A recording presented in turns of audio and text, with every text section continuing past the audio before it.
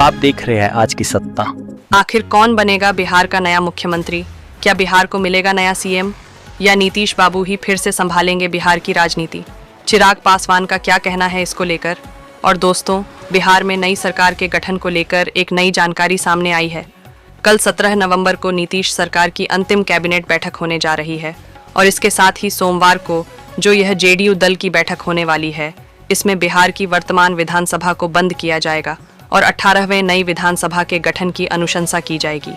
इसके बाद नीतीश कुमार सोमवार देर शाम या उसके अगले दिन मंगलवार सुबह राजभवन आ सकते हैं और फिर राज्यपाल को अपना इस्तीफा सौंपेंगे। नई सरकार के गठन तक कार्यवाहक मुख्यमंत्री के रूप में बने रहेंगे नीतीश कुमार। अभी चल रही 17वीं विधानसभा का कार्यकाल 22 नवंबर तक है और नई सरकार का गठन उसके पहले हो जाना है।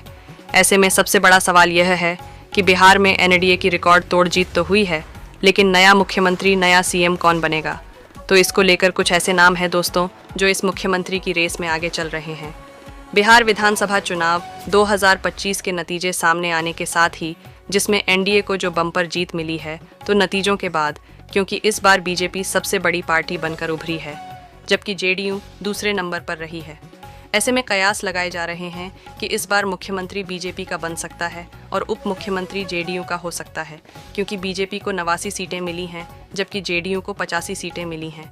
हालांकि ज़्यादा अंतर नहीं है, 4 ही सीटें ज़्यादा हैं बीजेपी के पास, लेकिन फिर भी कहीं ना कहीं इस बार बीजेपी अपना मुख्यमंत्री दावेदार बनाने के लिए ज़रूर सूत्र पिरोएगी। तो सबसे पहले जो मुख्यमंत्री की रेस में नाम चल रहा वो नीतीश कुमार का ही चल रहा है, क्योंकि वह जेडीयू से हैं। उसके पीछे भी कुछ वजह है, क्योंकि इनडायरेक्टली चुनाव से पहले ही पीएम मोदी और अमित शाह ने भी नीतीश कुमार को एनडीए का चेहरा घोषित किया था। और लोगों के बीच यह भी चर्चा है कि जिस तरह 2020 में तीसरे नंबर की पार्टी रहने के बाद भी बीजेपी ने नीतीश कुमार को ही मुख्यमंत्री बनाया था, उसी तरह बीजेपी इस बार भी अपने पुराने सहयोगी नीतीश का वादा निभा सकती है, क्योंकि नीतीश कुमार के पास 15 वर्षों से भी ज़्यादा का प्रशासनिक अनुभव भी है और उनकी छवि सुशासन बाबू की रही है। तो यह सब तो ठीक है, लेकिन जेडीयू का बीजेपी से छोटी पार्टी बन जाना उनके प्रभाव को थोड़ा कम कर सकता है और ऐसे में कयास लगाए जा रहे हैं कि बीजेपी के भीतर से नए नेतृत्व की मांग उठने की संभावना है।